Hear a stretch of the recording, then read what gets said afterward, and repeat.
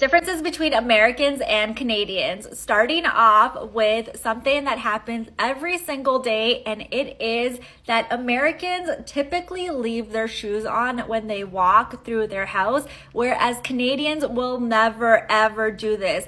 From a very young age, as long as I can remember, you always leave your shoes by the front door. You will never ever walk through your house with your dirty shoes, whereas I have seen so many people in American houses walk through their house with their shoes on, go on their bed with their shoes on, go on their couch with their shoes on, and I simply cannot grasp this.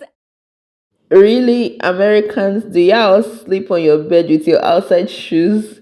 Okay, on a lighter mood. Hi, beautiful people. Welcome back to my YouTube channel. Thank you for stopping by and supporting your girl on this channel. So, all credits goes to the creators in those videos, right? All credits. Y'all are amazing. So, guys, in today's video, I know cultural shock has always been a thing, right?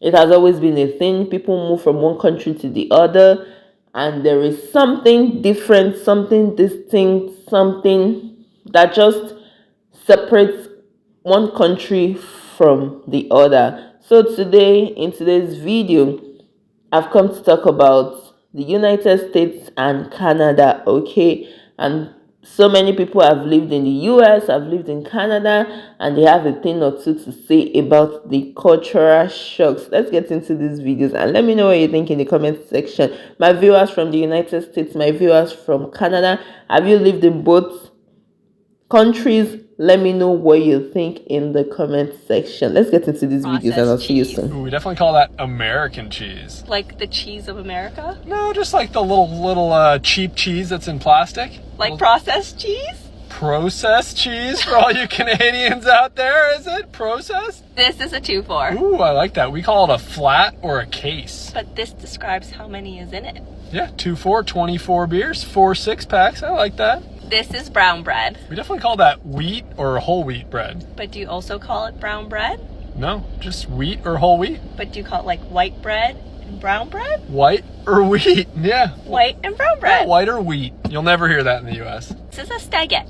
Ooh, I definitely call that a bachelorette party. But do you also call it a stagette? No, just Like a stag? no, just bachelor or bachelorette party. Definitely. Stagette. That's gotta be the British influence there. Nope, You never won't- called it a stag? Nope, you won't hear that in the US. This is a soother. Ooh, I call that a pacifier. But do you also call it a soother? No, It's like soothing the baby? soothe the baby with a pacifier. That's how I go. Yeah. Culture shocks I had living in Chicago. For context, I'm from Toronto, but I spent the month of July working remotely from Chicago. Certain malls in Chicago have firearm prohibited signs, which you don't see here. This was a sign near the mall where I was staying, so you just don't see that in Canada. These next few things are all about money and tipping. When you're out to eat or drink and it comes time to pay, the waiter's gonna take your credit card and disappear. They don't come to the table with a point of sale system like in Toronto. When you're out to eat, and this is what I noticed, whether it's 2 people, 4, 6, 10, the waiter's gonna bring one bill. They're not even gonna ask you if you wanna split the bill. So your options are one person pays the one huge bill and then everyone transfers money. They probably use Venmo if you're out with Americans, so then you have to end up paying cash. Your other option is that everyone puts their cards in and then the waiter will split things evenly. Now maybe you're paying for people's food and drinks. It's an 18 to 20% minimum tip. Grocery and food delivery prices were high, but it's like that between Montreal and New York, and there are some cultural differences that I've noticed that I will always point out because they're so irritating to me. The first one is, in Montreal, when you are at dinner with your friends and you're a group of 5 people, 6 people, you all order and you ask for separate bills, okay? You will receive a bill with only what you ordered. You don't have to ask them to do it. You just say separate bills and then you get a bill and it's just with what you ordered. You don't have to have a conversation. They'll take 6 different cards, okay? One person doesn't have to put their card down, then you have to go and Venmo them. Also, we don't have Venmo because we don't need to, because we can pay for our own freaking meals, okay? The second thing is, in Canada, your card never leaves your hands, okay? When you go to the restaurant, they bring the machine to you. This is the way it's been done for years. In New York, they're starting to do it. The past couple of years, they started to do it. But that's like relatively new. This is just how it's been in Canada. They bring the machine to you, you tap, we're good. Where are you taking my card? This is why you guys have so much fraud in the US. Because where is my card? Why is my card leaving my hands? Tell me. Sorry for everything. We are very apologetic by nature, whereas Americans are not. For instance, as a Canadian, if I am in the grocery store and someone bumps into me, I will say sorry to them just on command. If I have to say excuse me, I will not say excuse me. I will typically say, excuse me, I'm sorry. Whereas in America, people are really not like that, and you will not throw a sorry out there randomly. In America, they use Fahrenheit for the temperature, and in Canada, we use Celsius like the majority of the world. Fahrenheit is something that will never make sense to me. I don't understand it. It's so confusing, but that is a major difference. Saying Canadians are so nice and so polite, but I think that's just in comparison to how rude Americans are. Like, I feel like it's common courtesy to like open the door for someone that's literally directly right behind you, or to like say thank you if someone does that for you. But my biggest pet peeve about Americans, let's say they hold the door open for me, okay? Just hypothetically speaking, and I go, oh, thank you, whatever. Instead of saying you're welcome like a normal person would say, they're like, or you're good. Like, what the hell is Or if I'm like trying to squeeze by, I'm like, oh, excuse me. They're like, you're good. Maybe it's an American thing. Maybe they don't try to come off as rude. But to me, as a Canadian, I just don't like it. Not in the U.S. anymore, and back in Canada. This is a large wing. A tea, just like a regular one. Sure. Okay, and your tea. That's cold. Yeah. Excuse me, Paul. You may call me Dr. Smith, Professor, or Sir. Sorry. You know, I'm really not that hungry, so the teeny tiny salad, is that like small or? Yeah, it's our smallest one. Guys, okay, so that professor part took me out. Let me know, is it in the US or in Canada that you cannot call your professor or your teacher, your lecturer, whatever, by his or her first name? You have to use Dr. this, Professor this, you have to use Sir. You cannot say, hi Michael, or you cannot say, hi John, or you cannot say, hi Peter. Let me know in the comment section.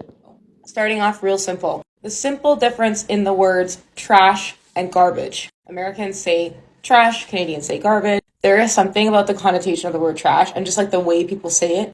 Trash. Oh, I hate it. Another small language difference. The word restroom. So Americans say restroom and Canadians say either washroom or bathroom. Again, neither of those examples are like wrong. It's just one of those small differences that I noticed. The next fun one is that in Canada, we have 7 different political parties versus 2 in the US. Yes, we have 2 primary political parties, but we still have 7. We still have them. They're out there. And I think that having more parties makes our political landscape like inherently less divisive just because you don't have to like pick a side. It's more of a scale. That said, Canadians tend to keep up with American politics because it's entertaining. The next one I always find interesting, population density. I'm in Chicago, and there's like multiple major cities within driving distance of me. St. Louis, Kansas City, Indianapolis, and those are like real cities, right? In Canada, we have much fewer big cities, but all of the cities are like real cities, like over 1 million. We have very few of those like mid-range size cities, like 400 to 800,000 people. Like they're either small towns or big cities. So it's just wild to me that people would like commute from a different state. Also, Canada has only 38 million people in its entire country, whereas the States has like 342 million, I think we checked last night. Okay, next we have portion sizes. Holy moly. All of the like lunch dinner portion sizes here in the States are probably double the size of our normal meal in Canada. Like not just the portion sizes, but like the literal plates that they come out on. Gosh, this is a long list. I can go on forever. That I had as a Canadian moving to the United States. Massive food portions. I'm not complaining about this, but I can never finish a meal when I go to a restaurant. Everyone is very upfront and forward. They just say what they mean. And I do not mean this in a negative way at all. I actually find it really refreshing. In Canada, everyone is so afraid of offending somebody that we usually just bottle things up. People will say ma'am and sir quite often, and I do live in Texas, so I've heard that this is more of a southern thing, but people will say ma'am and sir as a sign of respect, but it does throw me off when somebody who's older than me calls me ma'am. Campaign commercials are brutal. Okay, this one's kind of weird, I do admit, but it's something that I've noticed, and it's definitely something that shocked me. The campaigns for political parties are off the chains. Like, the digs that people take at each other are insane. We just don't really do it like that in Canada, so it's kind of shocking. So guys, we have heard them, right? Two countries, the United States, Canada, they are different, all right? You don't expect them to have the same beliefs, the same culture, the same traditions. It's not possible. Even identical twins born from the same mother, they are not the same. There will be something that will be different about them. So we've heard about the politeness and friendliness. Some of them said Canadians are polite, they think before they talk, so to say. Americans are more direct, freedom of speech, express themselves, and I really like that about them. Actually, I like it. They also said patriotism, they display their flags. Americans display their flags, which celebrates national identity, more openly, but Canadians are not like that. And the main thing they all kept mentioning is food portions. Okay, they were all saying the food portion, especially in restaurants, drive-throughs in the United States, is larger than that of Canada. Okay, and they also mentioned, if I remember quite frankly, temperature in Celsius. The temperature is in Celsius, and the other country is in Fahrenheit. Okay, and we all know that winter is harsher in Canada than some regions in America too. Let me know what you think in the comment section. Okay, you have lived in the two countries. Let me know what you think. What do you think is still shocking you about the two countries? How do you think they are different? How do you think they are unique? And what do you think also brings them together? Okay, this is not talking about the trade war that is brewing, okay, between the two countries, but let's just know what makes the countries unique in their special way. And let me know what cultural shock that you have experienced having lived in these two countries. Thank you guys for listening. Let me know what you think in the comment section. Thank you for engaging as usual, for subscribing, for commenting, for liking, for sharing. I see ya all. Thank you so much for supporting me on this channel. Thank you. I'll see you in my next video. Please don't forget to stay safe. Ciao.